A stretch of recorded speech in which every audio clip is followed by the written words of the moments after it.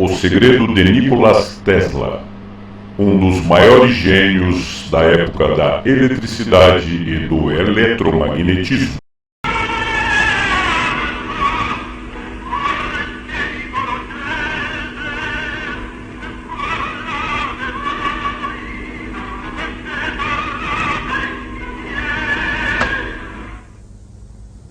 It's just like magic, Tom. Every time I hear that voice writer of yours, it just seems more wonderful than ever. Oh, thank you, Catherine. I've got a new name for it. The phonograph. What do you think? Whatever you call it, it's another one of your miracles. Maybe the greatest. You know, Bob, you're old friends, you and Catherine. I feel I can confide in you. I've got a hunch that this Niagara project could be about as important as anything I've ever done. You're the only man on Earth who could pull it off. We can be sure of that. Sorry to bother you folks. Yes, Al, what is it? It's that fellow from France. He was here yesterday, but you were too busy. Now he's back again. Well, I'm busy again. Tell him to try early next week. Poor man, don't put him off because of us. Well, it seems like every inventor in Europe is heading straight for America. He has a letter for you from the manager of your company in Paris. Oh. Well, okay. Let him in. Mr. Tesla, Mr. Edison will see you now. Hi, young fella. This the letter? Yes, Mr. Edison.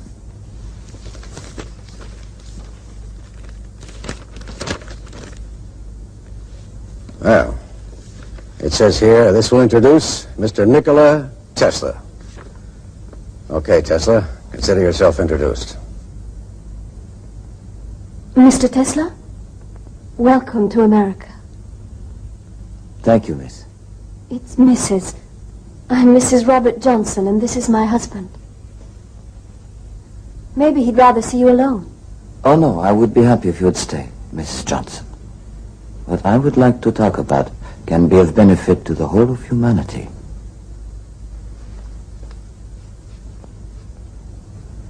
If you said that anywhere else, Mr. Tesla, I might not be inclined to believe you. But this is the birthplace of many wonderful things. Here we've become accustomed to seeing the impossible come true. You better mind your P's and Q's, Sonny. This man is none other than the editor of Century magazine. Well, I don't suppose Mr. Tesla has even heard of Century, where he comes from. You're French, aren't you? I've been working there, but I was born in Liga. Well, who knows? Maybe Liga is another birthplace of wonderful things. What do you say, Tom? Never heard of the place. It's on the border between Austria and Turkey. Liga is the province. Smiljan is the town. Well, you know what it says here? This is from the manager of my company in Paris. It says, Dear Mr. Edison, I know of only two really great men in this world. You are one of them, and young Nikola Tesla is the other. Okay, Tesla, let's come down out of the clouds. You got something to show me? Here, Mr. Edison.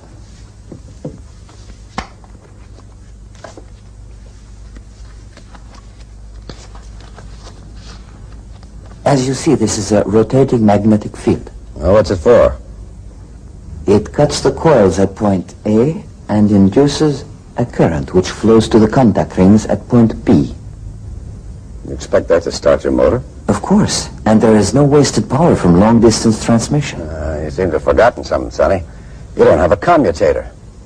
There is no need for one. This is alternating current, Mr. Edison. Alternating? Yes.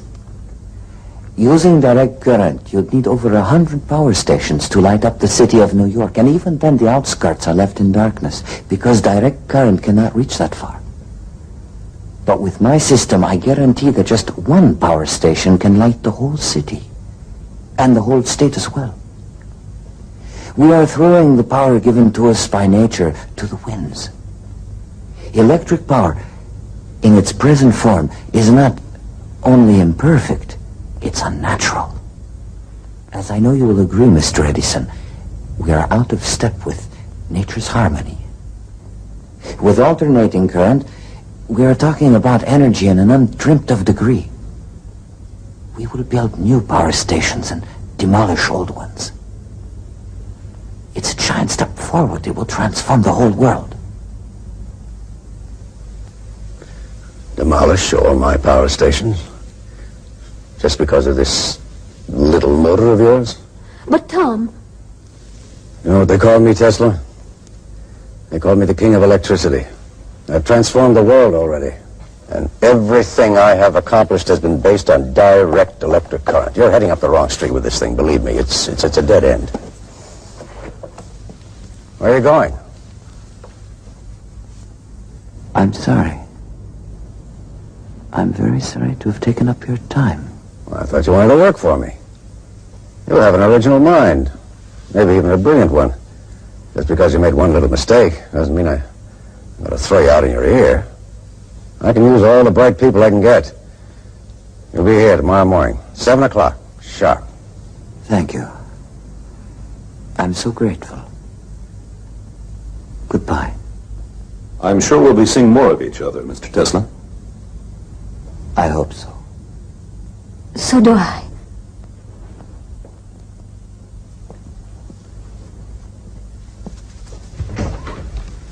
Tom, you're a big man.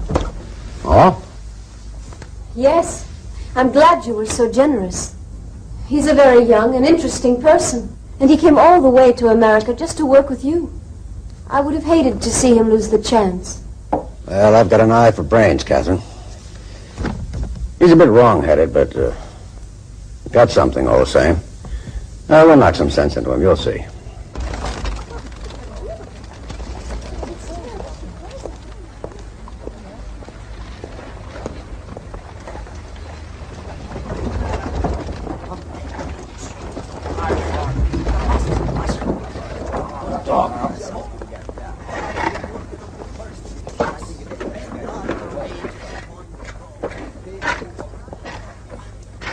Do you see what I see?